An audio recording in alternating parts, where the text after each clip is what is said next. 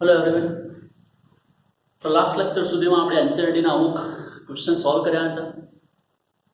Almost દરેક theory complete થઈ ચૂકી છે. અમુક જે ફોર્મ્યુલા રિમેમ્બર કરવાની હતી એ પણ આપણે ડિસ્કસ કરી હતી.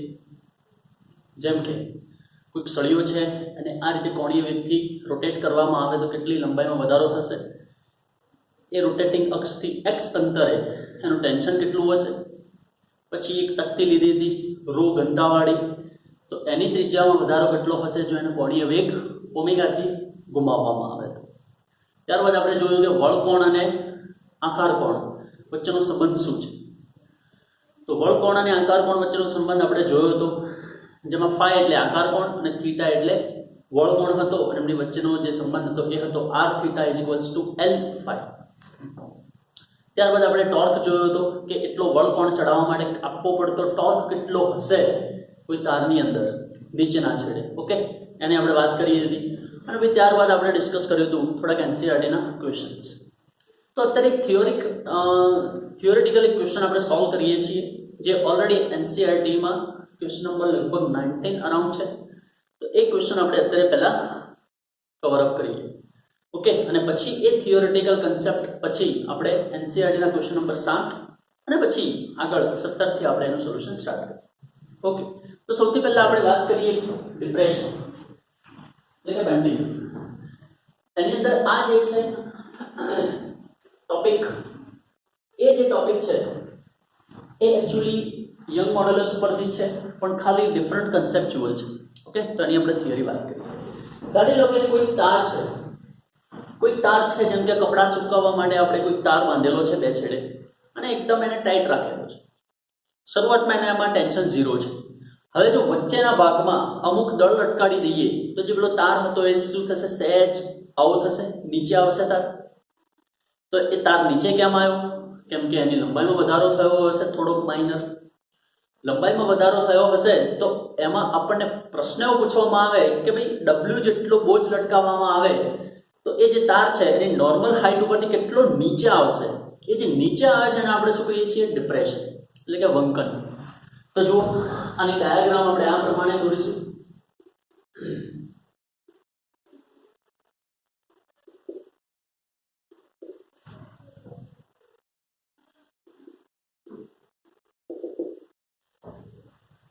ધારી લો કે એક તાર છે જેને અહીંયા આગળ દ્રઢ આધાર સાથે જોડેલો છે, જેની લંબાઈ બી કોઈ કેપિટલ L જેટલી છે એવી આપણે માની લઈએ, જેનું યંગ મોડ્યુલસ y છે, 8 જેટલું ક્ષેત્રફળ a છે.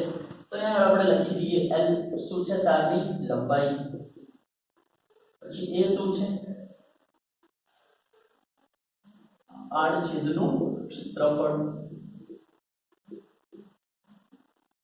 ત્યારબાદ આપણે શું કર્યું, તો યંગ મોડ્યુલસ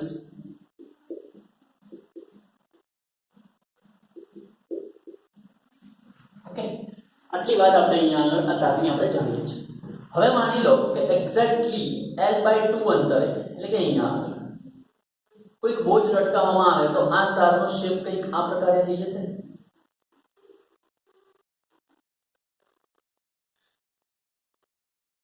ઓકે, નીચે શું કર્યું છે ભાઈ આપણે અહીંયા આગળ એમ દળ લટકાવ્યું છે. પહેલા તાર ક્યાં હતો, અહીંયા આગળ. હવે તાર ક્યાં આવી ગયો છે, નીચે. ખ્યાલ આવી રહ્યો છે? તો આ કેટલો નીચે આવ્યો છે એને આપણે શું કહીશું, ડિપ્રેશન.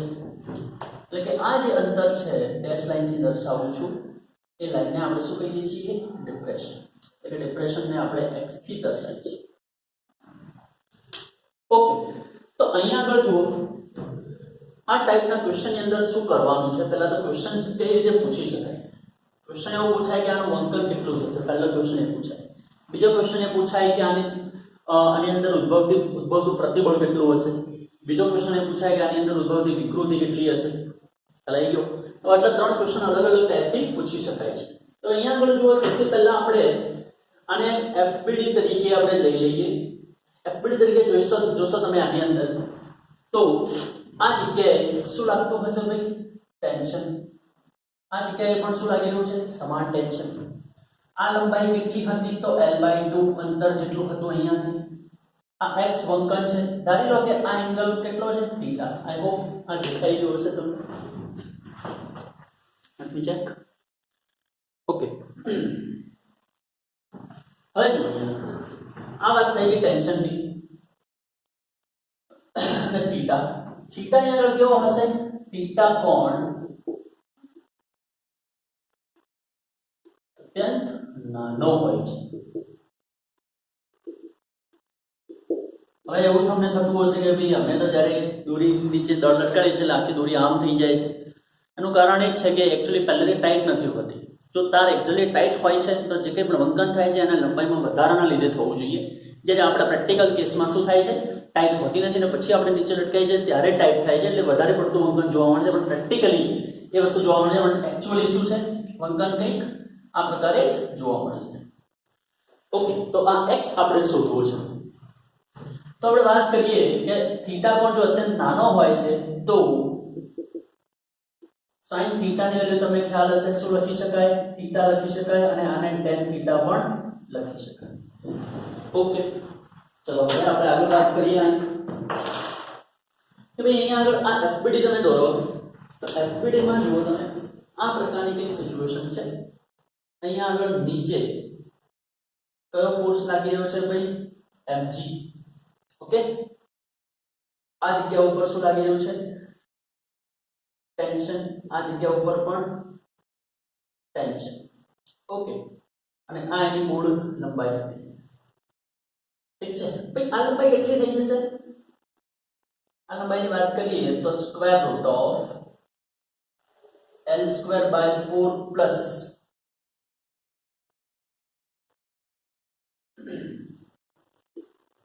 x² થઈ જશે. ખ્યાલ આવ્યો? આ લંબાઈ કેટલી થશે? પાયથાગોરસી L²/2 પ્લસ x² નો રૂટ. ચલો, આ એંગલ ભાઈ થીટા છે તો તમને ખ્યાલ આવી રહ્યો છે કે આ એંગલ પણ કેટલો હશે? થીટા. તો હવે આપણે ઘટક લઈ લઈએ. ચલો, આ ટેન્શન છે, આ બાજુ કેટલો થઈ જશે? t sin થીટા, આ બાજુ t cos થીટા. ફરી પાછું આ તાર માટે આ બાજુ t cos થીટા અને આ બાજુ t sin થીટા. તમે જોઈ શકો છો કે અહીંયા આગળ બંને ટેન્શન તો સરખા જ હોય છે કેમ કે લંબાઈ પણ સમાન છે, તારનો આડછેદ સમાન છે, બધું જ સમાન છે અને વચ્ચે જ લગાડવામાં આવે છે દળ. તો આ ટેન્શન અને આ ટેન્શન બંને કેવા હશે? કેન્સલ આઉટ થઈ જશે. ચલો, આ બે પરસ્પર વિરોધી તણાવ જે છે શું થઈ ગયા છે? કેન્સલ થઈ ગયા છે. તો અહીંયા આગળ હવે આ જે ભાગ છે ટેન્શનનો એ કેટલો થઈ રહ્યો છે? 2t sin theta. હવે આ જે બેટા દળ જે છે અહીંયા આગળ જે લટકાવેલું દળ જે છે એ કેવું છે? સ્થિર છે. તો સંતુલન અવસ્થામાં આપણે લખી શકીએ અહીંયા આગળ કે 2t sin થીટા બરાબર શું હશે? mg. ચલો, આ સમીકરણ પહેલાનો આપણે લખી શકીએ. વાત કરીએ હવે પ્રતિબળ શોધવાની. પ્રતિબળ શોધવું હોય તારમાં તો એનો આડછેદ આપણને a આપેલો છે. તો તણાવ શોધી લઈએ તો તણાવ ભાગ્યા એરિયા એટલે પ્રતિબળ મળી જશે.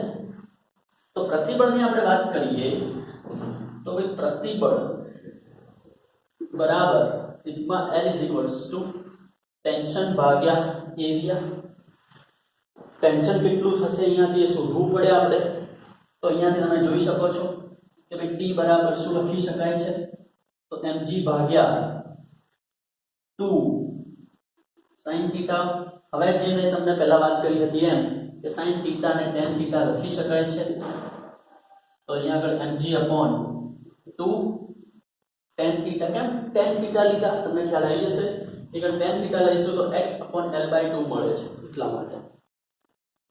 આ થોડું કોમ્પ્લિકેટેડ ટર્મ આવે છે એટલા માટે sin થીટા નથી લખતા, બાકી કરેક્ટ જ છે. અહીંયા આગળ શું મળશે? mg upon 2 multiplied by tan theta કેટલા થઈ જશે? x divided by L/2. તો x ભાગ્યા L/2. L/2 ઉપર જશે તો આપણને મળશે mg L divided by 4x. આ શું મળ્યું આપણને?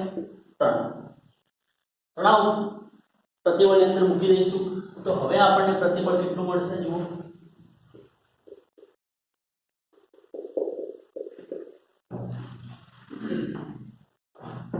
mgl divided by 4x multiplied by area. તો આ થઈ ગયું ભાઈ પ્રતિબળ. પ્રતિબળની સૂત્ર તમને અહીંયાની ખ્યાલ આવી જવું જોઈએ કે કોના સમપ્રમાણમાં હશે. તો પ્રતિબળ જે છે એ વંકનના વ્યસ્ત પ્રમાણમાં છે. તો અહીંયાથી લખી શકાય એ 1/x મળે છે. ઓકે, વાત કરીએ હવે વિકૃતિ માટે. તો વિકૃતિ તો આપણને ખબર છે ડેલ્ટા L/L દર્શાવે છે. આપણે અત્યારે અડધા તારની અંદર થતો વધારો આપણે શોધવો છે. આખા તારની જગ્યાએ અડધા તારની આપણે વાત કરીએ તો ડેલ્ટા L અડધા તારમાં લંબાઈમાં થતો વધારો કેટલો માની લઈએ ડેલ્ટા L ડેશ ભાગ્યા મૂળ લંબાઈ અત્યારે કેટલી આપણે ધારવાની છે બેટા અડધો તાર માટે આપણે ખાલી એટલો જ ભાગ જોવો છે જેથી કરીને કેલ્ક્યુલેશન ઈઝી રહે. તો વસ્તુ તો સેમ જ છે. અડધા તારમાં લંબાઈમાં થતો વધારો શોધી લઈએ તો ડેલ્ટા L ડેશ અપોન અડધા તારની મૂળ લંબાઈ આપણે મૂકી દઈએ તેની અંદર તો આપણે વિકૃતિ મળી જશે. વિકૃતિ માટે આપણે ડેલ્ટા L ડેશ શોધવો પડશે. ડેલ્ટા L ડેશ કેટલો આવશે? જો ડેલ્ટા L ડેશ કેટલો આવશે તો આ લંબાઈમાં થયેલો વધારો કહેવાય. ટોટલ મતલબ કે લંબાઈમાં વધારો થઈને કુલ લંબાઈ આટલી થઈ છે જ્યારે મૂળ લંબાઈ આટલી હતી. આ લંબાઈ થોડી વધારે છે, આ લંબાઈ થોડી ઓછી છે.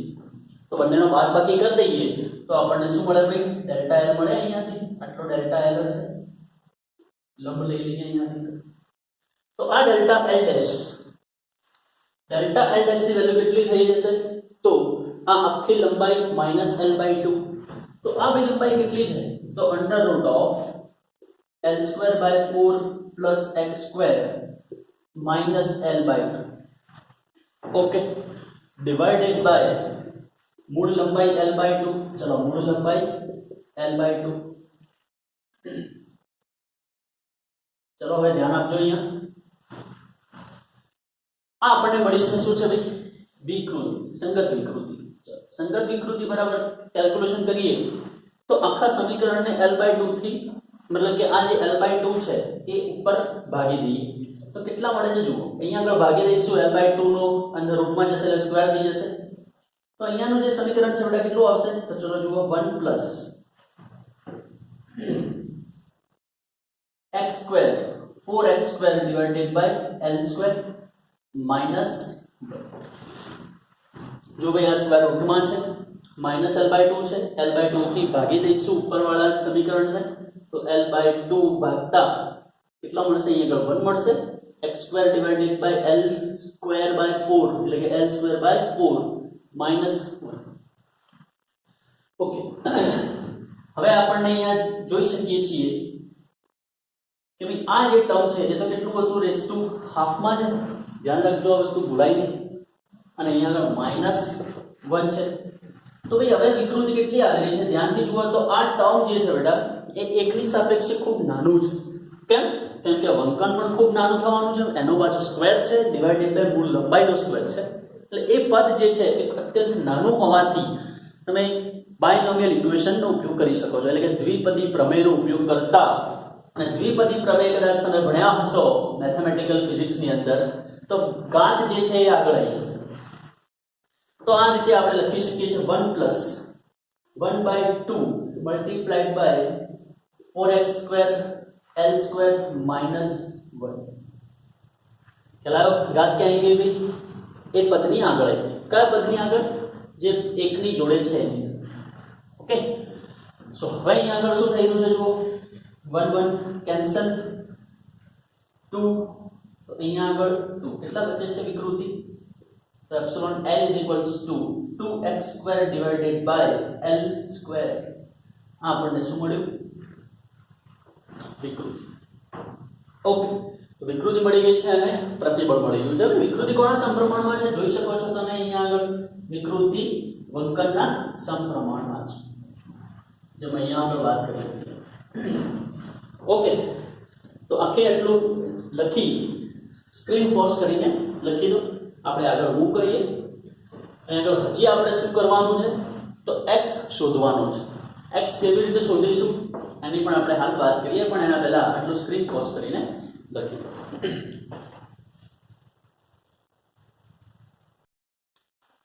ઓકે, તો અહીંયા જોડે તમે જોઈ શકો છો કે આપણું પ્રતિબળની જે વેલ્યુ છે એ કંઈક આ પ્રમાણે મળી છે. mgl divided by 4x square, sorry 4x into area. Okay, અને જે વિકૃતિ છે એ કંઈક આ પ્રમાણે મળી છે આપણને 2x square divided by l square. Okay, આ બે વાત આપણે યાદ રાખવાની છે, મોસ્ટ ઇમ્પોર્ટન્ટ છે, પૂછાઈ શકે. હવે આપણે વાત કરીએ કે ભાઈ x કેવી રીતે શોધવો. તો આપણને ખબર છે કે ભાઈ તારનો યંગ મોડ્યુલસ જે છે એ કેવી રીતે લખાય છે. તો તારનો યંગ મોડ્યુલસ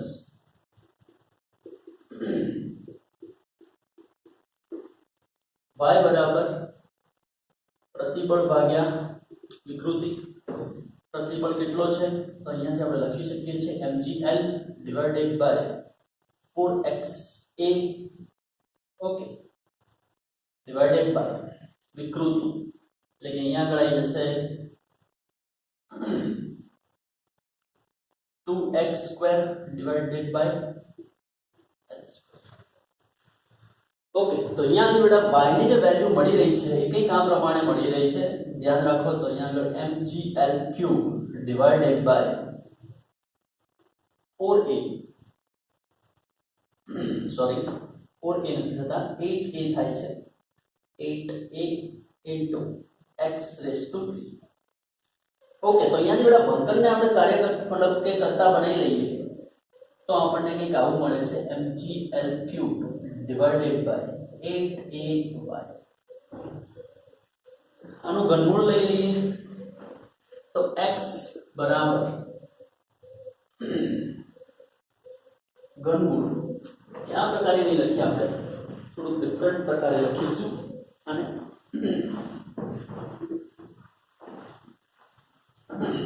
x નું જે ઘનમૂળ છે એ કંઈક આ પ્રમાણે છે mgl cube divided by 8ay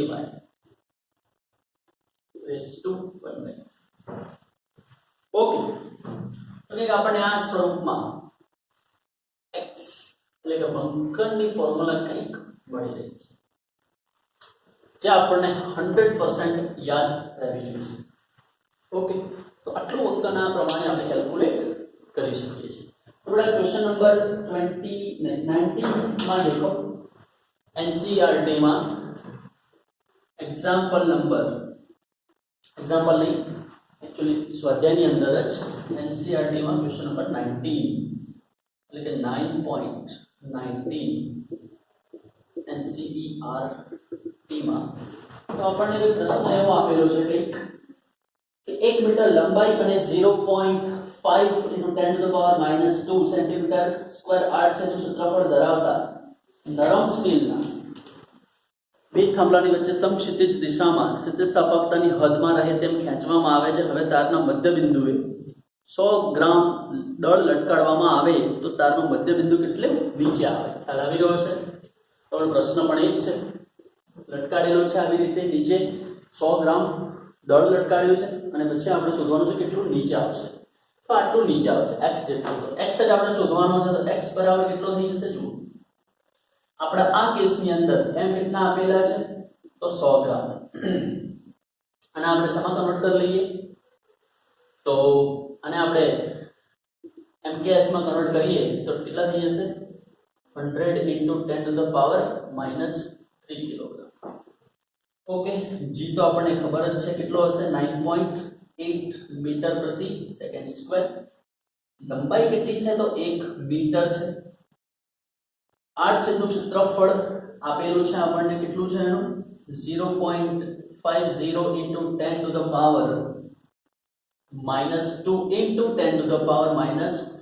metre square. Okay, centimetre સ્ક્વેરમાં છે એટલે મીટર સ્ક્વેરમાં કન્વર્ટ કરીશું આ પ્રમાણે. અને હવે ઓલમોસ્ટ દરેક વસ્તુ આપણને ખ્યાલ આવી ગયો છે. યંગ મોડ્યુલસ એની આપણને જરૂર છે.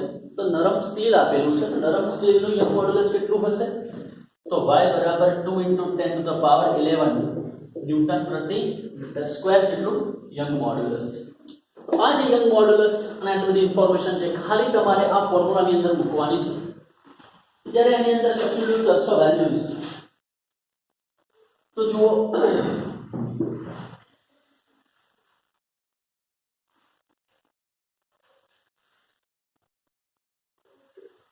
વેલ્યુ સબસ્ટિટ્યુટ કરતા કંઈક આપણને આ પ્રમાણે આન્સર મળે છે. કેટલું નીચે આવશે તો x બરાબર mg. mg કેટલા છે તો 100 into 10 to the power -3 into l cube. l તો 1 જ છે તો 1 cube divided by 8.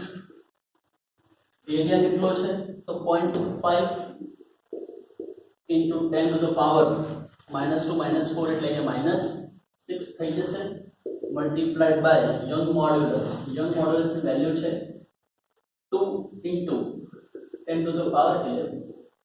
અને આનો પછી ઘનમૂળ લેવાનું છે. અત્યારે કદાચ તમારે કેલ્ક્યુલેટરનો ઉપયોગ કરી શકવો પડે છે, પણ બેટા જનરલી આપણે કેલ્ક્યુલેટરનો ઉપયોગ ખાસ કરવાનો નથી. પણ જો કે અહીંયાથી તમે કેન્સલ આઉટ કરી શકો છો. કેવી રીતે જુઓ 0.5 છે એટલે આને 1/2 કહેવાય. તો ચલો 1/2 અને 2 પણ કેન્સલ. પાવર તમે જોઈ લો x બરાબર કેટલા મળે છે જુઓ તો 10 to the power 11 -6 એટલે કે કેટલા થઈ જશે નીચે 5 થઈ જશે. 5 ઉપર જશે તો ઇફેક્ટિવલી જોવા જઈએ તો 1/8 મલ્ટીપ્લાઈડ બાય આ કેટલા છે 10 to the power 2 -3 નીચે કેટલા બચ્યા છે 5 ઉપર આવી જશે તો -5. ઓકે તો આટલી એક વેલ્યુ આવેલી છે બેટા. તો હવે આનો પાછો શું લેવાનું છે આપણે ઘનમૂળ એટલે કે 1/3. ફરી પાછું x ની વેલ્યુ સબસ્ટિટ્યુટ કરતા જઈએ આગળ મને કેલ્ક્યુલેટ કરતા જઈએ તો કેટલા મળે છે જુઓ -8 +2 અને -6. એનો ઘનમૂળ એટલે કેટલો થઈ જશે 10 to the power -2. ખ્યાલ આવી રહ્યો હશે? ના ખ્યાલ આવી રહ્યો તો અહીંયા હું લખું છું જુઓ 1/8 into 10 to the power -6 નો ઘનમૂળ. હવે તમને ખબર હશે 1/8 નો ઘનમૂળ કેટલો હોય છે તો 1/8 નો ઘનમૂળ મળે છે આપણને 1/2 multiplied by 10 to the power -6 છે તો -2 થઈ જશે એટલે કે 5 into 10 to the power -3. આ એટલે 0.5 કહેવાય અને -3 જવાબ આવશે મીટરમાં. એટલે ભાઈ આટલું અંકન થશે. ઓકે તો આ વેલ્યુ આપણને મળવી જોઈએ હતી. તો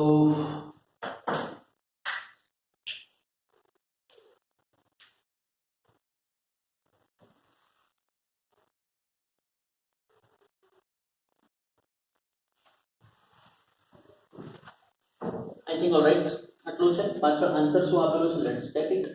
પાછળ આપણે ક્રોસ ચેક પણ કરી લઈએ તો શું આપણે જે કેલ્ક્યુલેટ કર્યો છે એ જ પાછળ આન્સર છે.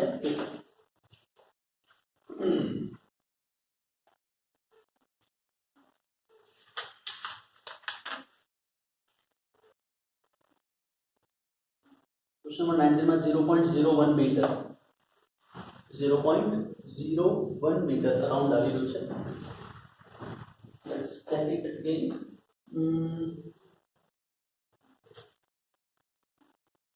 હા આ વસ્તુ એટલા માટે નથી આવી કેમ કે g ની જે વેલ્યુ છે એ આપણે ઓલમોસ્ટ કેટલી લીધી છે 9.8 પણ અહીંયા આગળ કેટલી લગાવી લીધી છે યસ અહીંયા આગળ mg ની વેલ્યુ મૂકી નથી. ઓકે હજી mg ની વેલ્યુ મૂકવી પડશે. તો અહીંયા આગળ જુઓ m જ મૂકેલા છે. ઓકે અને g કેટલા છે 9.8 into 1 to the power 3. Calculate કરશો અહીંયા આગળ હજી અહીંયા શું આવશે હજી 9.8 હજી આવશે.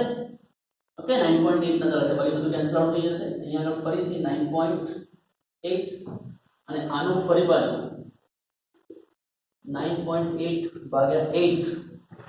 ઓકે અને એનું હજી ઘનમૂળ બાકી છે. ઓકે એટલે કે 9.8/8 raised to 1/3 એટલે આનો આન્સર જે છે એ આપણને કેલ્ક્યુલેટ કરશું જ્યારે કેલ્ક્યુલેટરના ઉપયોગથી અત્યારે 0.0107 મીટર અરાઉન્ડ આવી રહ્યો છે. ઓકે તો આટલું અંકન થશે. અહીંયા આગળ એક ચેન્જ કરી લેજો. અહીંયા 9.8 છે. ઓકે જી નતો મૂક્યો આપણે ત્યાં આગળ ચેક કરી લેજો. ઓકે તો આ ટાઈપથી બધા ક્વેશ્ચન થશે. આમાં બે વસ્તુ ખાસ ધ્યાન રાખવાની છે પ્રતિબળ કેટલો હશે અને વિકૃતિ કેટલી હશે અને ત્યારબાદ અંકન તો આપણે જોઈ શકીએ છીએ કોના સમપ્રમાણમાં છે અને કોના વ્યસ્ત પ્રમાણમાં છે. ઓકે તો આ ફોર્મ્યુલા એક ખાસ યાદ રાખવાની છે અને એક આ બે ફોર્મ્યુલા. ઓકે પહેલી બીજી અને એક આ ત્રીજી. ઓકે તો ચલો હવે આપણે એનસીઈઆરટી ના ફર્ધર ક્વેશ્ચન્સ સોલ્વ કરીએ. ત્યાં સુધી આટલું સ્ક્રીન પોઝ કરીને લખી દો.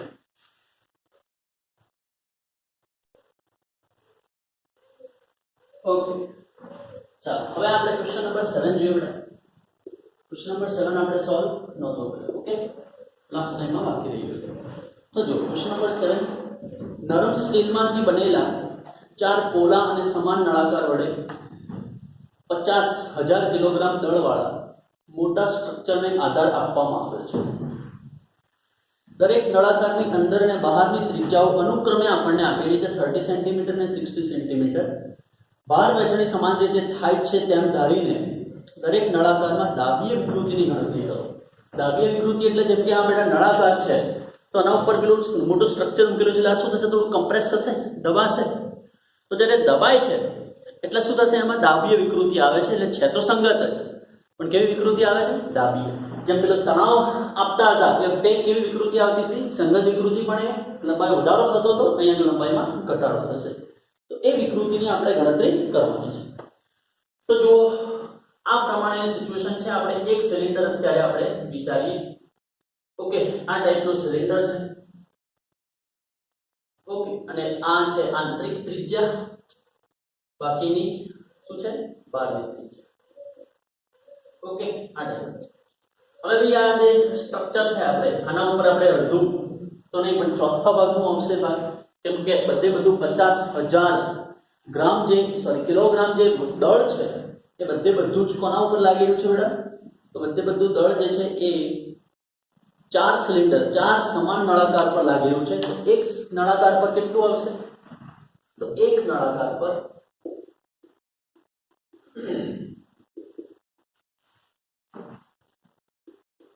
લાગતું દાબીય બળ કેટલું હશે, તો m/4 g. ટોટલ જે દળ છે એના ચોથા ભાગનું આવશે, કેમ કે 4 થાંભલાઓ છે તો 4 4 માં વહેંચાઈ જશે. એટલે કે m કેટલા છે તો તમને ખ્યાલ છે 50,000 kilogram divided by 4 multiplied by 9.8 newton. આનું કેલ્ક્યુલેશન કરશો તો એની વેલ્યુ આવશે 12,25,00 12,25,00. ઓકે, 00 નહીં 10 આવશે. 12,250 ન્યૂટન જેટલું બળ એક ઉપર લાગશે. ઓકે, ચાલો હવે આપણે આગળ કેલ્ક્યુલેશન કરીએ. તો ના જે એક 0 આવશે. ઓકે, કેમ કે આનો 9.8 નો પણ એક ડિવાઇડ થશે. એનીવેઝ આગળ આપણે જોઈએ કેલ્ક્યુલેશન ઉપરથી. તો ફર્ધર આપણે શેની જરૂર પડશે હવે દાબી વિકૃતિ માટે, તો દાબી વિકૃતિ માટે આપણે ડેલ્ટા L/L ની જરૂર પડશે. તો ડેલ્ટા L/L તો તમને ખબર હશે ભાઈ કેવી રીતે લખાય છે, પ્રતિબળ ભાગ્યા યંગ મોડ્યુલસ. તો હવે અહીંયા આગળ જુઓ પ્રતિબળ કેટલું હશે, તો પ્રતિબળ હશે force upon area into young modulus. Area કેટલો હશે, તો એરિયાની વાત કરીએ તો આપણને ખબર છે માત્ર એરિયા કેટલો હશે આના માટે, આ તો પોલો છે અંદરથી, તો ખાલી એરિયા તો આટલો જ છે.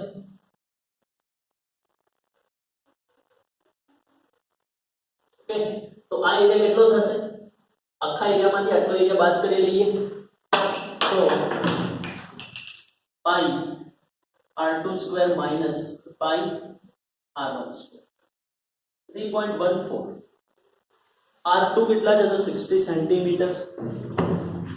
તો આપણે કામ કરીને અહીંયા લખી શકીએ છીએ 60 × 10⁻² નો હોલ સ્ક્વેર માઈનસ r1 છે 30 સેન્ટીમીટર, તો 30 × 10⁻² નો પણ હોલ સ્ક્વેર. ઓકે, અહીંયા આગળ વેલ્યુ આવશે 3.14 બ્રેકેટમાં.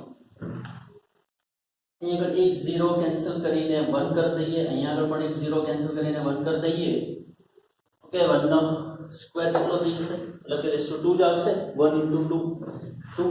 તો અહીંયા આગળ 6 સ્ક્વેર માઈનસ 3 સ્ક્વેર ઇન્ટુ 10⁻² મળશે આપણને. કેવા મળશે, માઈનસ, બરાબર ને. અહીંયા આગળ શું છે, માઈનસ, એટલા માટે માઈનસ. કેટલા થઈ જશે 36 - 9 27 3.14 into 27 into 10 to the power minus 2 metre square આટલો ભાઈ એરિયા નળાકારનો મળશે બધો એરિયા નહીં હોય ખાલી આટલો જ એરિયા લેવો પડશે તો ફોર્સ આપણે મેળવી ચૂક્યા છીએ 12,2500 ડિવાઇડેડ બાય એરિયા છે 3.14 into 27 into 10 to the power minus 2 ભાઈ આ સ્ટ્રક્ચર એટલે કે આ જે નળાકાર છે શેમાંથી બનેલો છે નરમ સ્ટીલમાં તો નરમ સ્ટીલનું યંગ મોડ્યુલસ કેટલું છે તો 2 into 10 to the power 11 newton પર મીટર સ્ક્વેર ભાઈ આનો ફાઇનલ જ્યારે કેલ્ક્યુલેશન કરશો ત્યારે આનો આન્સર આવી રહ્યો છે 7.2 into 10 to the power minus 7 delta L upon okay calculate જાતે કરજો આટલો આન્સર આવવો જોઈએ આટલો આન્સર આવી રહ્યો હશે ના આવે તો ફરીથી ક્રોસ ચેક કરજો ઓકે ચાલો અને સ્ક્રીન પોઝ કરીને લખો okay next question number 17th question ની અંદર પૂછ્યું છે આપણને કે હીરાના એક જ સ્ફટિકમાંથી આકૃતિમાં દર્શાવ્યા મુજબ ના આકારનું એરણ બનાવે છે એરણ એટલે કે શું છે કે એક બાજુ મોટો આડછેદ હોય અને પછી છેક શંકુ આકારનું છે નીચે એકદમ ઓછા આડછેદનું ક્ષેત્રફળ ધરાવતું હોય અને મોટા આડછેદ ઉપર જ્યારે વજન આપી શકો છો પણ નાના આડછેદ ઉપર તમે વજન ના આપી શકો કેમ કે વજન આપવા જાવ તો તમને ભાગે એટલા માટે શું કર્યું છે કે આવું શંકુ ટાઈપનું નેચર બનાવવામાં આવે તો જો અહીંયા આગળ આવી પરિસ્થિતિ આવી શકે એટલે કે આટલો નાનકડો એરિયા છે અહીંયા આગળ જ્યારે અહીંયા આગળ એરિયા કેવો છે મોટો છે ફરી પાછું અહીંયા આગળ એક નાનું જે કંઈ પણ સ્ટ્રક્ચર છે હીરો છે કે ગમે તે સ્ફટિક છે એને મૂકવામાં આવે છે અને બીજું આવી રીતે શંકુ એવો ને એવો જ નીચેની તરફ મૂકવામાં આવે છે ઓકે એટલે કે જેને તમે મહત્તમ દબાણ આપી શકો ભાઈ અહીંયાથી ફોર્સ આપવામાં આવી રહ્યો છે આ જે ફોર્સ છે બધે બધો ટ્રાન્સફર ખાલી આટલા ક્ષેત્રફળ ઉપર થઈ ગયો છે એટલે કે આના ઉપર દબાણ કેટલું હશે એ શોધવાનું છે તો પ્રેશર કેટલું થઈ જશે ભાઈ force divided by area force divided by area આપણને શોધવાનું છે તો અહીંયા આગળ તમે જુઓ તો જે એરણના સાંકડો જે નીચેનો ભાગ છે ત્યાં આગળ જે સપાટી છે એનો વ્યાસ કેટલો આપેલો છે આપણને 0.5 મિલીમીટર અહીંયા આગળ તમને ખ્યાલ હશે ભાઈ વ્યાસ બરાબર 0.5 into 10 to the power minus 3 metre થાય તો ત્રિજ્યા કેટલી થઈ જશે 0.5 into 10 to the power minus 3 divided by 2 okay તો એરિયા કેટલો થઈ જશે એરિયા આપણે લખતા જઈએ અહીંયા આગળ force divided by pi r square તો 0.5 by 2 into 10 to the power minus 3 અને એનો હોલ સ્ક્વેર કરવો પડશે પાઈ r સ્ક્વેરમાં ચલો દબાણ કેટલું આપવામાં આવ્યું છે તો એની પણ વેલ્યુ આપણને આપેલી છે 50,000 ન્યૂટન ડિવાઇડેડ બાય 3.14 આ 2 નો સ્ક્વેર ઉપર જતો રહેશે એટલે કે 4 થઈ જશે અને 0.5 into 10 to the power minus 3 નો હોલ સ્ક્વેર જ્યારે તમે આનું કેલ્ક્યુલેશન કરશો એટલે કેલ્ક્યુલેશન બાદ આનો આન્સર કંઈક આ પ્રમાણે આવશે અને જે વેલ્યુ છે પ્રેશરની વેલ્યુ તમને મળશે 2.5 into 10 to the power 11 2.5 into 10 to the power 11 Newton पर मीटर स्क्वायर और पास्कल चलो आने स्क्रीन पॉज કરીને લખીએ આપણે નેક્સ્ટ આપણે ક્વેશ્ચન નંબર 18 પર મૂવ કરીએ અમુક એકાદ બે ક્લાસની અંદર કદાચ આ ક્વેશ્ચન થઈ ગયો હતો એકાદ ક્લાસની અંદર બાકી હતો તો આ ક્વેશ્ચન અત્યારે આપણે ફરીથી કરીશું બાકીના બેટા એક વખત રિવાઇઝ કરી લેજો ક્વેશ્ચન આપણને એવો પૂછ્યો છે કે 0.5 મીટર લંબાઈ અને અવગણ્ય દળ ધરાવતા એક સળિયાને આકૃતિમાં દર્શાવ્યા મુજબ બે તાર વડે બંને છેડેથી લટકાવે છે તાર A સ્ટીલ અને તાર B એલ્યુમિનિયમનો છે તાર A અને તાર B ના આડછેદનું ક્ષેત્રફળ અનુક્રમે આપણને આપેલા છે એક mm સ્ક્વેર છે અને બીજાનો કેટલો છે 2 mm સ્ક્વેર સળિયા પર કયા બિંદુએ 2 મીટર કયા બિંદુએ એમ દળ લટકાડવામાં આવે કે જેથી સ્ટીલ અને એલ્યુમિનિયમ બંને તારમાં સમાન પ્રતિબળ રહે અને સમાન વિકૃતિ ઉદ્ભવે. અહીં આગળ એક સ્ટેટમેન્ટ તમારે બ્રેકેટમાં લખી દેવું બેટા કે દરેક સમયે એટલે કે દરેક વખતે સળિયો સમક્ષિતિજ રહે છે, સળિયો કોઈ દિવસ રોટેટ થતો નથી, આવું લખી રાખજો. ઓકે, એટલે કે સળિયો ચાક ગતિય સંતુલનમાં રહે છે, આવું બ્રેકેટમાં લખી રાખજો. તો હવે જુઓ આકૃતિ કંઈક આ પ્રમાણે છે કે ભાઈ આ કોઈ દ્રઢ આધાર છે, આ બે તાર છે આ પ્રમાણે, અને આ બે તારના અહીંયા નીચેના છેડે શું કરેલું છે, આવું કોઈ દળ રહિત સળિયો લટકાડે છે. આ જે સળિયો છે એ તો દળ રહિત છે, પરંતુ આ સ્ટીલનો છે અને આ એલ્યુમિનિયમનો છે. આનો એરિયા A1 જે છે એ કેટલો છે તો 1 મિલીમીટર સ્ક્વેર. આનો એરિયા A2 કેટલો છે તો 2 મિલીમીટર સ્ક્વેર. ભાઈ આનું યંગ મોડ્યુલસ સ્ટીલનું આપણે જાણીએ છીએ કેટલું છે 2 × 10⁻11 અને એલ્યુમિનિયમનું યંગ મોડ્યુલસ છે 0.7 × 10⁻11 ન્યૂટન પર મીટર. બીજી શાની જરૂર છે? ઓકે, બસ લગભગ આટલાથી કામ ચાલી જશે. હવે આપણે આગળ વાત કરીએ કે હવે અહીંયા આગળ એવી તો કઈ જગ્યાએ હું અહીંયા આગળ દળ લટકાડું જેથી કરીને સમાન પ્રતિબળ પહેલા તો શોધવું પડશે અને સમાન વિકૃતિ માટે. પણ અહીંયા આગળ એક જનરલ વાત કરીએ કે ધારી લો કે હું આ 1 નંબરના સળિયાથી લગભગ x અંતરે શું કરું છું ભાઈ દળ લટકાડું છું. જો આ પ્રમાણે દળ લટકાડવામાં આવે, હા એક વસ્તુ અહીંયા ધ્યાન એ રાખવાની છે કે ભાઈ અહીંયા આગળ જે લંબાઈ છે કેટલી છે, લેન્થ બરાબર 1.05 મીટર છે. ઓકે સર, x અંતરે મેં દળ લટકાડ્યો છે, તો ભાઈ આ અંતર કેટલું થઈ જશે તો 1.05 માઈનસ x થઈ જશે. 1.05 માઈનસ x. ઓકે, ચાલો હવે આપણે આગળ વધીએ. તો પહેલા તો આ સળિયો સમક્ષિતિજ રહે છે, તો અહીંયા આગળ એક સ્ટેટમેન્ટ આપણે લખી શકીએ છીએ કે સળિયો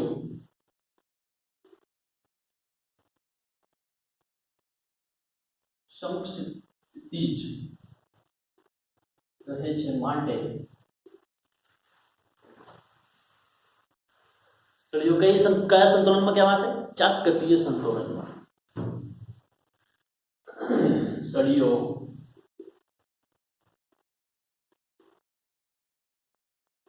ચાકગતીય સંતુલનમાં રહે છે.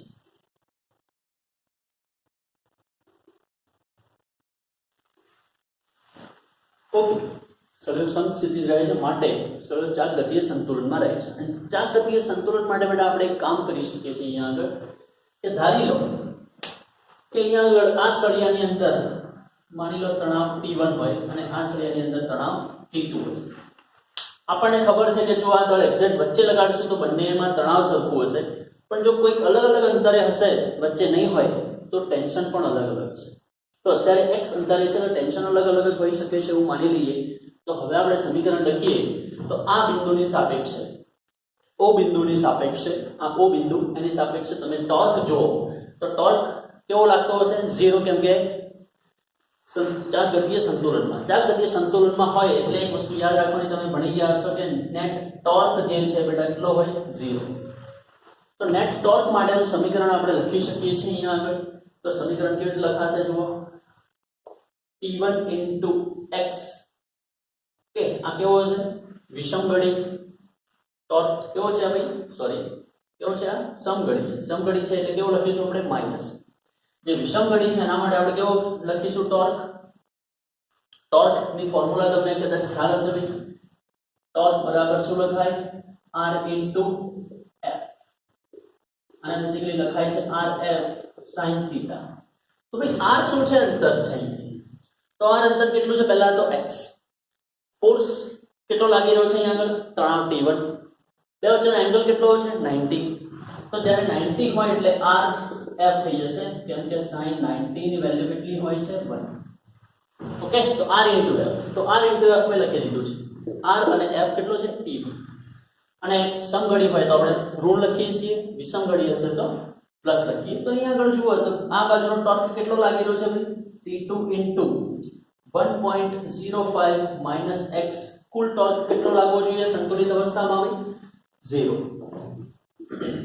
તો હવે તમે આને સોલ્વ કરીએ આ T1x પેલી બાજુ લઈ જઈએ તો T1x T2 1.05 માઇનસ x અહીંયાથી શું મળી રહ્યું છે જુઓ T1/T2 1.05 minus x divided by x। તો પહેલા તો આપણને સંતુલિત અવસ્થા માટે ચાક ગતિય સંતુલન માટે આવું એક સમીકરણ મળે છે જેને આપણે સમીકરણ નંબર 1 આપીએ।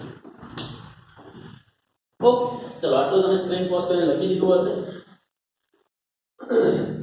ચલો હવે બેટા એક સમીકરણ મળી ગયું છે। હવે આપણે શાના માટે જોવું છે ભાઈ કે હવે સમાન પ્રતિબળ મળે આ બંનેને તો એના માટે મારે x કેટલો હોવો જોઈએ। તો આ તો આપણું જનરલ ફોર્મ્યુલા છે। આ ફોર્મ્યુલા તમારે સૌથી પહેલા યાદ જ રાખવાની, યાદ રહે કોઈ વેલ્યુ બદલાય તો 1.05 ની જગ્યાએ શું લખવાનું છે, કોઈ લંબાઈ l આપેલી છે તો l લખવાનું, ખ્યાલ આવી ગયો। એટલે જનરલ સમીકરણ તમે અહીંયાથી તારવી શકો છો। હવે આપણે વાત કરીએ ભાઈ સમાન પ્રતિબળ માટે।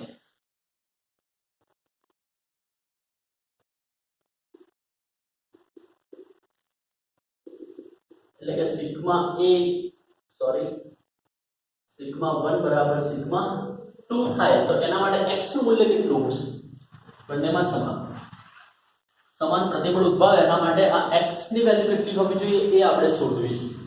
તો અહીંયા આપણે લખી શકીએ છીએ કે સિગ્મા 1 બરાબર સિગ્મા 2 હોય તો T1/A1 બરાબર T2/A2 T1/T2 બરાબર કેટલા થઈ જશે અહીંયા આગળ A1/A2। હવે આપણને ખબર છે ભાઈ કે T1/T2 સમીકરણ 1 પ્રમાણે આપણે શું લેવા જઈએ તો સમીકરણ 1 અને 2 ને બંનેને સરખાઈ દેતા આપણને શું મળે છે જુઓ 1.05 minus x divided by x બરાબર T1/T2 અહીંયા કેટલા હતા A1 ભાગ્યા A2। A1 કેટલા છે તો 1 mm² ડિવાઇડ બાય 2 mm², તો 1/2 બચશે। તો આને જ્યારે તમે x ને કરતા બનાવીને કેલ્ક્યુલેશન કરશો તો અહીંયાથી x ની જે વેલ્યુ છે એ કંઈક તમને મળશે 0.7 મીટર। આઈ હોપ ખ્યાલ આવી ગયો હશે। ઓકે v માટે જો સમાન વિકૃતિ માટે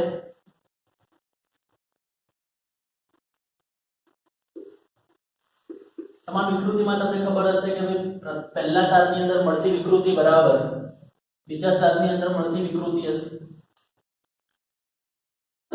સમાન વિકૃતિની આપણે વાત કરીએ અહીંયા આગળ તો અહીંયા એક સિચ્યુએશન છે, શું લખી શકાય જુઓ એપ્સિલોન બરાબર શું લખાતું હતું તો T1/A1 ને યંગ મોડ્યુલસ 1 ખ્યાલ આવી રહ્યો હશે। આ સૂત્ર ક્યાંથી લાવ્યા બેટા તો આ સૂત્ર આપણને યાદ છે એપ્સિલોન L = F/AY।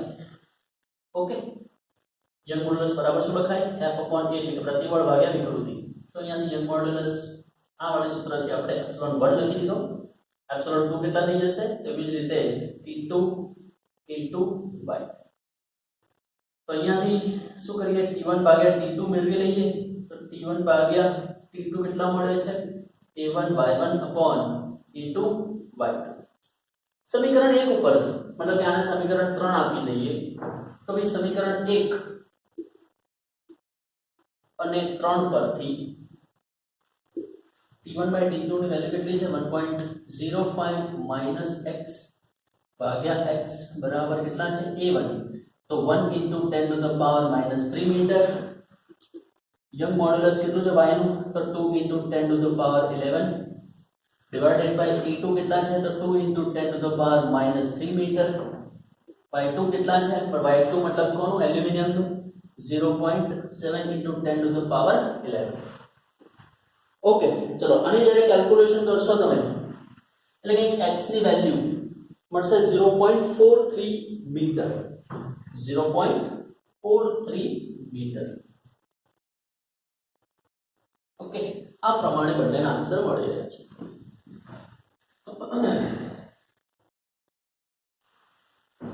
તો ચલો બેટા एग्जाम्पल ने स्क्रीन पॉज કરીને લખી આના ઉપર એમસીક્યુ કેવી રીતે જનરેટ થઈ શકે છે સિમ્પલ કોઈ એક વાત પૂછી લે આ સમીકરણને તમારે યાદ રાખવાનું છે આમાં 1.015 ચેન્જ થઈ શકે છે બાકી તો લગભગ સેમ જ રહેશે હવે એવું પૂછાય કે સમાન પ્રતિબળ માટે x નું મૂલ્ય કેટલું કયા સળિયાથી તો આ સળિયાથી તો પછી આ સળિયાથી કેટલું કરવું પડે l - x કરવું પડે એટલે કે આ અંતર થઈ જાય એટલે એટલી વસ્તુ તમારે ધ્યાન રાખવી પડશે કે કયા સળિયાથી પૂછવું છે બરાબર કે કયા તારથી પૂછવું છે પહેલા તારથી કે બીજા તારથી એવું પૂછવું હોય કે એલ્યુમિનિયમના તારથી કેટલું અંતર હશે તો એલ્યુમિનિયમના તારથી કેટલું અંતર હોય છે બેટા અહીંયા આગળ તો શું કરવું પડે અહીંયા 1.05 - 0.7 અને અહીંયા આગળ 1.05 - 0.43 ઓકે આ પ્રમાણે ચેન્જ કરવું પડશે તમારે જો એલ્યુમિનિયમના તારથી અંતર પૂછ્યું હોય તો અત્યારે આપણે ધાર્યું કે સ્ટીલના તારથી x અંતર બીજા તારથી આપણે માઈનસ કરવું પડે ઓકે ચલો આટલું સ્ક્રીન પોઝ કરી લખો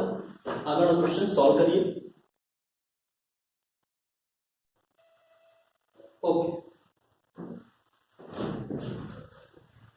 ક્વેશ્ચન નંબર 20 ની વાત કરીએ તો 20 માં પૂછ્યું છે આપણને ધાતુની બે સપાટીઓને છેડે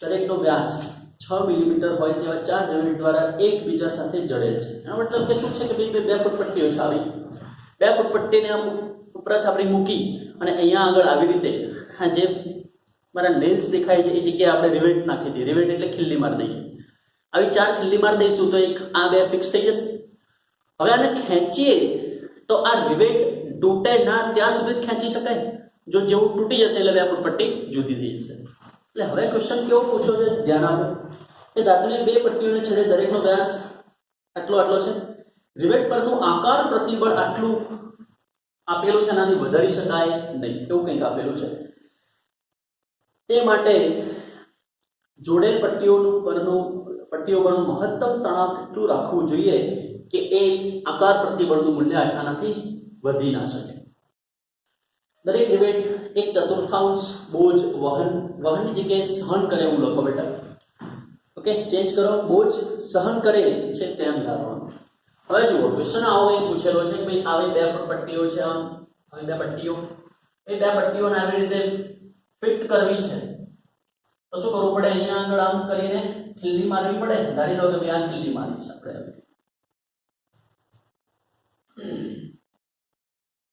આ બ્લેક કલરની શું દેખાઈ રહી છે તમને એક ખીલ્લી મારી છે ઓકે આ ખીલ્લી એક નથી મારી કેટલી મારી છે 4 મારી છે એનો મતલબ કે પહેલી બીજી ત્રીજી ને આવી રીતે 4 ખીલ્લીઓ મારેલી છે ઓકે 4 ખીલ્લીઓ મારેલી છે હવે આ ફૂટપટ્ટીને આ બાજુથી ખેંચીશું આ ફૂટપટ્ટીને આ બાજુથી ખેંચીશું તો આના ઉપર પ્રતિબળ કેવી રીતે આવશે તમે ધ્યાનથી જુઓ તો આ ધારી લો કે રિવેટ છે રિવેટ એટલે ખીલ્લી થાય ઓકે તો જુઓ આ નીચેનું બળ કંઈક આ પ્રમાણે છે ઉપરનું બળ કંઈક આ પ્રમાણે છે તો આની અંદર ભાઈ શું આવવાનું છે હવે વિકૃતિ આવવાની છે ઓકે શું થઈ જશે ભાઈ આ થીટા આ પ્રકારની પરિસ્થિતિ આવશે આની અંદર તમે જુઓ તો આ આપણને ઊંચાઈ તો નથી આપેલી પણ આપણને વ્યાસ આપેલો છે ઓકે આ જે એક રિવેટ છે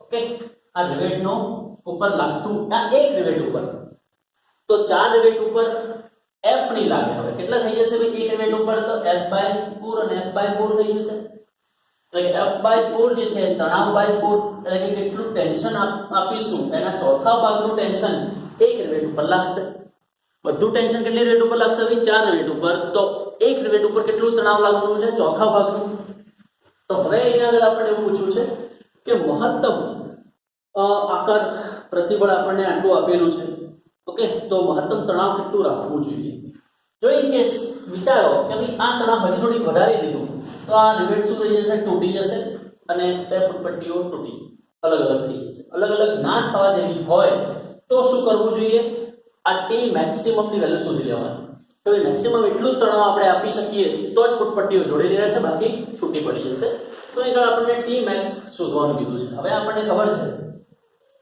કે G બરાબર આપણે કેવું છે મહત્તમ ઓકે આકાર પ્રતિબળ G નથી એક્ચ્યુઅલી આકાર પ્રતિબળની વાત કરેલી છે તો સિગ્મા S મેક્સિમમ વેલ્યુ આપણને આપેલી છે સિગ્મા S મેક્સિમમ ની 6.9 into 10 to the power 7 pascal. ઠીક છે, એના બરાબર શું લખીશું બેટા? તો tension maximum divided by 4 and divided by શું લખીશું? એરિયા લખવું પડશે. પ્રતિબળ માટે આનો એરિયા જરૂર છે, તમને કદાચ ખ્યાલ હશે ભાઈ, આનો જ એરિયા. તો આ એરિયા અહીંયા આગળ, તો એરિયા આપણે શોધવો છે. એરિયા કેવી રીતે શોધીશું? તો અહીંયા શોધી દઈએ. Area is equals to pi D square divided by 4 થઈ જાય. એકચ્યુઅલી પાઈ આર સ્ક્વેર હોય.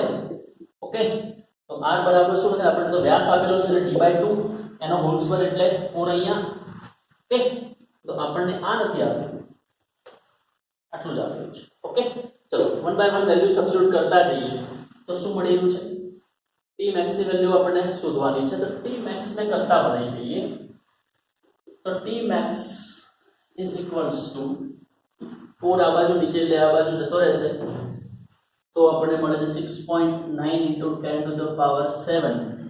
Okay, multiplied by 4a, multiplied by 4 into area. Area કેટલો હશે? તો pi d square divided by 4. Okay, ચલો 4 4 તો કેન્સલ થઈ ગયા છે અહીંયાથી જ. તો t max ની value 6.9 into 10 to the power 7 multiplied by 3.14 multiplied by d square. d આપણને આપેલા છે, જુઓ d કેટલા આપેલા છે ભાઈ? 6 મિલીમીટર. તો d આપેલા છે 6 into 10 to the power -3 metre. તો 6 into 10 to the power -3 નો હોલ સ્ક્વેર. જ્યારે વેલ્યુ કેલ્ક્યુલેટ કરશો t max માટે, આ બધી જ વેલ્યુ સબસ્ટિટ્યુટ કરેલી છે, જે જ્યારે કેલ્ક્યુલેટ કરશો ત્યારે એનું મૂલ્ય કંઈક આ પ્રમાણે આપણને મળે છે 7.79 into 10 to the power by precise 3. Okay, આટલું આપણને મળ્યું છે. આનો મતલબ શું થયો કે ભાઈ અહીંયા જો બે ફૂટ પટ્ટીઓ જે છે આમ કરીને એ બે ફૂટ પટ્ટી ઉપર મૂકેલી છે, તો બંને વચ્ચે તમે જો તણાવ આના કરતા વધારે આપી દેશો તો શું થશે? રિવેટ તૂટી જશે. તો રિવેટ કેટલાય તૂટે છે? મહત્તમ પ્રતિબળે આટલા પર યુનિટ એરિયા તૂટે છે કે આટલા ન્યૂટન પ્રતિ મીટર સ્ક્વેર તૂટે છે રિવેટ. તો એ ના તૂટે તો આપણે મહત્તમ પ્રતિબળ મહત્તમ તણાવ આટલું જ આપી શકીએ. આના કરતા વધી જશે તો રિવેટ તૂટી જશે. ઓકે, ચાલો આટલું સ્ક્રીન પોઝ કરીને લખો. ક્વેશ્ચન નંબર 21 સોલ્વ કરીએ. ચલો તમે લખી દીધું હશે.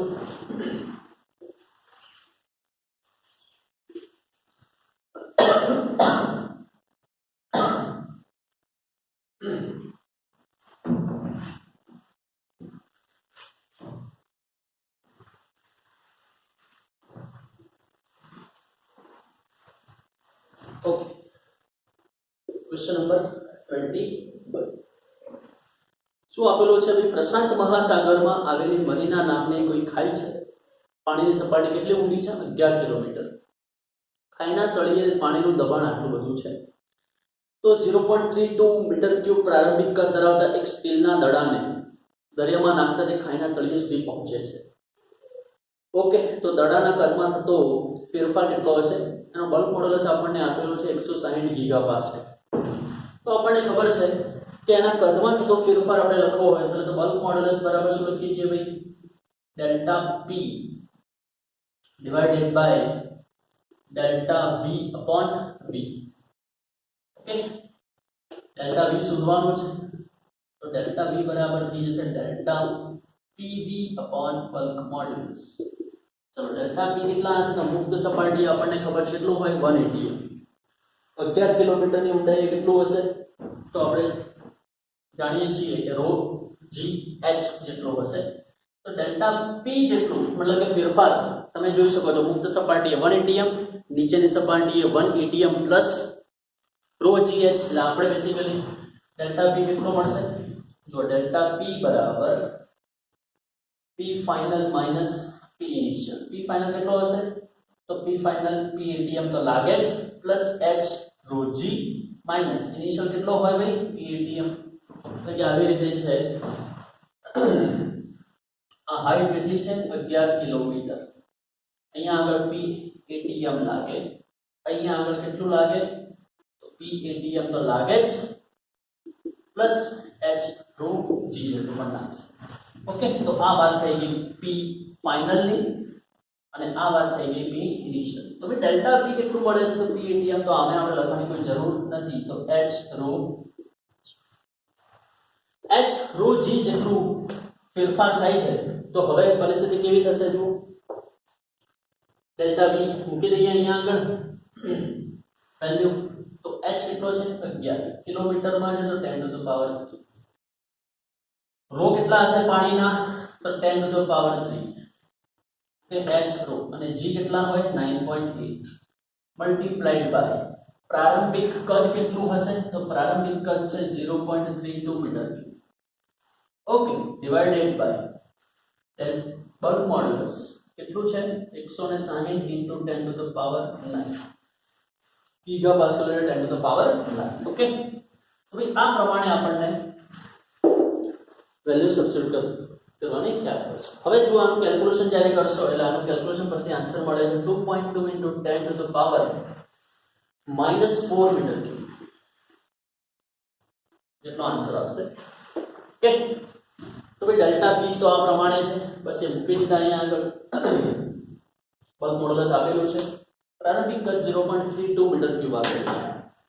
ઓકે, તો આ પ્રમાણે આ કેટલા કેલ્ક્યુલેશન્સ આપણે કરીશું. તો અહીંયા આગળ આપણે NCERT નો પોર્શન પૂરો થાય છે, એટલે કે એસ્પેશિયલી દાખલાઓ રિલેટેડ.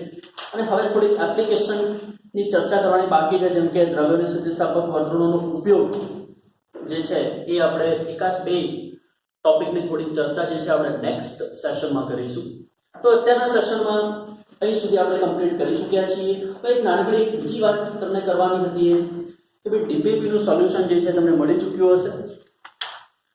ઓકે, તો અહીંયા આગળ અમુક જે ક્વેશ્ચન્સ છે એ આપણે સોલ્વ કરતા રહીશું. છતાં પણ એક ક્વેશ્ચન આ ટાઈપનો જે ક્વેશ્ચન છે એ કદાચ આપણે ઓલરેડી એક વખત તો કરી ચૂક્યા છીએ, બીજી વખત પણ સોલ્વ કરી લઈએ. જો મતલબ કે બીજી વખત એટલે એવો ને એવો આપણે સોલ્વ નથી કરવાના, પણ સ્લાઇટલી ડિફરન્ટ રીતે પૂછાય તો પણ આપણે સોલ્વ કરી લઈએ અને ફોર્મ્યુલા યાદ કરી લઈશું. ધારી લો કે એક m દળનો સળિયો છે. m દળનો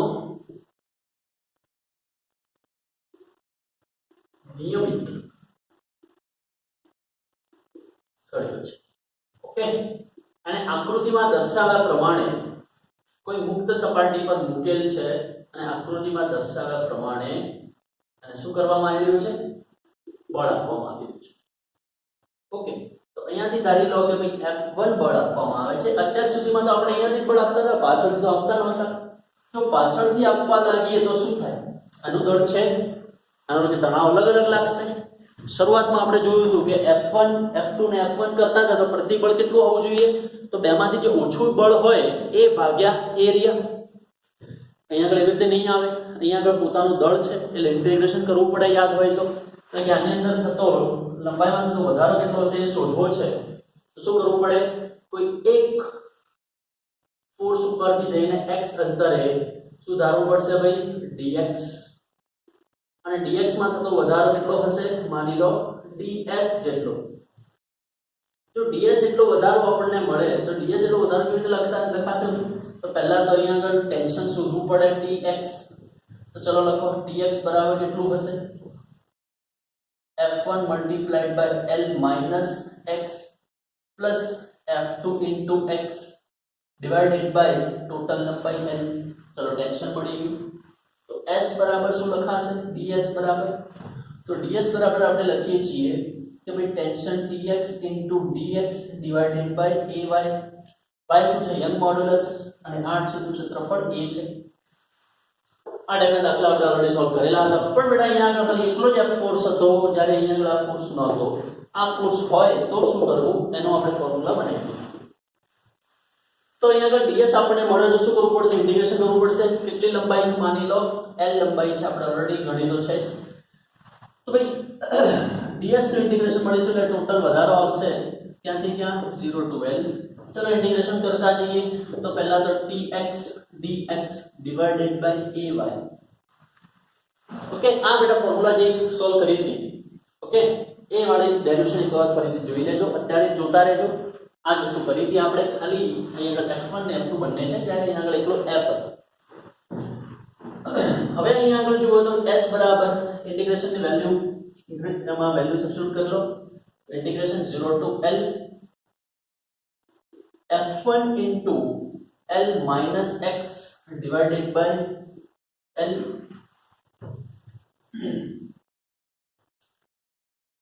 plus f2x okay into dx ay okay આનું ઇન્ટિગ્રેશન કરવું પડશે આનું ઇન્ટિગ્રેશન થોડુંક અલગ કરવું પડશે આપણે f1 into l f1 into x અને f2x ત્રણ પદ આપણને મળે છે તો 1 by 1 આનું ઇન્ટિગ્રેશન કરતા જઈએ તો 0 to l f1 into l divided by l a by into dx minus છે અહીંયા આગળ 0 to l ફરી પાછું f1 into x into dx divided by l a y હવે કોણ છે પ્લસ છે integration 0 to l f2 into x into dx divided by l a y હવે ત્રણેય પદના ઇન્ટિગ્રેશન કરીએ તો ફાઇનલી આપણને શું આન્સર મળે છે જોઈ લઈએ અહીંયાથી ચલો l કેન્સલ નહીં થાય અહીંયા આગળથી પણ l કેન્સલ નહીં થતો કેટલું મળે છે જુઓ f1 dx ઇન્ટિગ્રેશન શું થઈ જશે l થઈ જશે dx ઇન્ટિગ્રેશન મતલબ કે 1 નું ઇન્ટિગ્રેશન dx ની સાપેક્ષે કેટલું થશે x લિમિટ મૂકશો એટલે l મળશે તો f1l ay minus x નું ઇન્ટિગ્રેશન શું થશે x2/2 લિમિટ મૂકશો એટલે l2/2 તો જો અહીંયા આગળ કંઈક આ પ્રમાણે છે f1 l2/2lay plus f2l2/2lay આ f કેટલા છે અહીંયા આગળ 2 છે આ f છે ખ્યાલ આવી રહ્યો છે ઇન્ટિગ્રેશન બાદ લિમિટ મૂકતા ચલો હવે હું આટલું રફ કરું છું બેટા આગલા જે પદ છે એને આપણે થોડા સોલ્વ કરી લઈએ તો હવે જુઓ ફાઇનલ આન્સર શું મળી રહ્યો છે s બરાબર f1l upon ay minus એક l કેન્સલ થઈ જશે તો f1l upon 2ay plus f2l upon 2ay okay આ ટાઈપની પરિસ્થિતિ મળી રહી છે જો આમાંથી એક કેન્સલ કરીએ તો કેટલો બચશે f1l upon 2ay આમાંથી આ જતો રહેશે તો plus f2l upon 2ay final value શું મળી રહી છે આપણી તો l upon 2ay તો કોમન જ છે તો f1 plus f2 upon 2l upon ay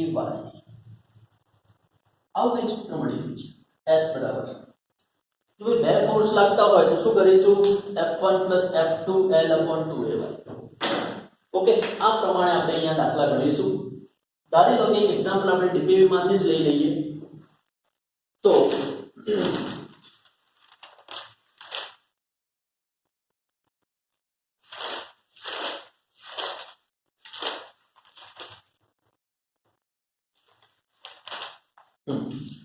question number DPP 2 માં ક્વેશ્ચન નંબર 9 જુઓ ડીપીપી 2 માં ક્વેશ્ચન નંબર 9 ચલો આટલું રફ કરી લઉં છું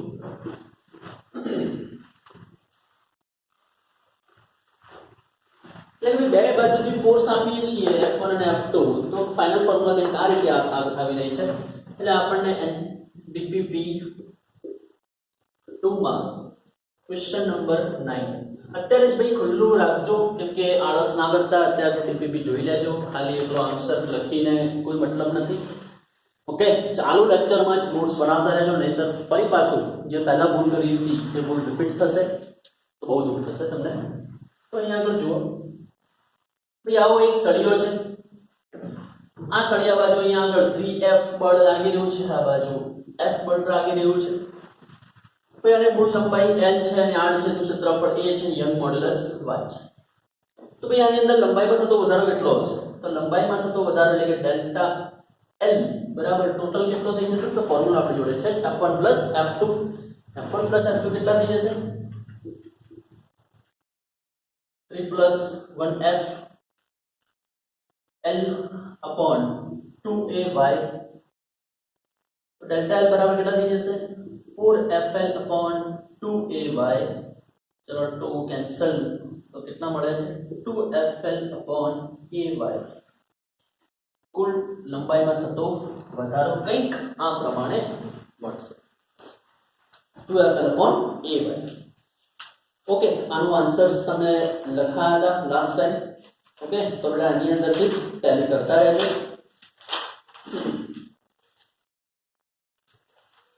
ઓકે, તો આ પ્રમાણે બે દાખલા આપણે ગણીશું. અને હા, આને પહેલા તો કોની ઉપર મૂકેલો છે ભાઈ? મુક્ત સપાટી, સોરી ઘર્ષણ રહિત સપાટી. આ કેવી સપાટી છે? ઘર્ષણ રહિત સપાટી. ઓકે, તો આ ટાઈપના દાખલા આપણને આવડવા જોઈએ. બીજા અમુક નવા ટાઈપના જે દાખલાઓ છે અને જીએસસીબી ના અમુક ક્વેશ્ચન જે છે એ આપણે આવતા સેશનની અંદર ચર્ચા કરીશું. તો અત્યાર સુધી આપણે આટલું જ સોલ્વ કરી રહ્યા છીએ. હવે આપણા નેક્સ્ટ સેશનની અંદર તમને સોલ્યુશન તો મળી ચૂક્યા છે, DPV ના સોલ્યુશન્સ અને NCERT ના એક્ઝામ્પલ્સ બી સોલ્વ થઈ ચૂક્યા છે. નેક્સ્ટ સેશનમાં આપણે જીએસસીબી ના અમુક ક્વેશ્ચન સોલ્વ કરીશું અને અમુક DPV માંથી સોલ્વ કરીશું અને એના નેક્સ્ટ સેશનની અંદર જ આપણે થોડી એપ્લિકેશનની ચર્ચા કરીશું. ઓકે, તો અહીં સુધી લેટ્સ ઇટ ફોર ટુડે.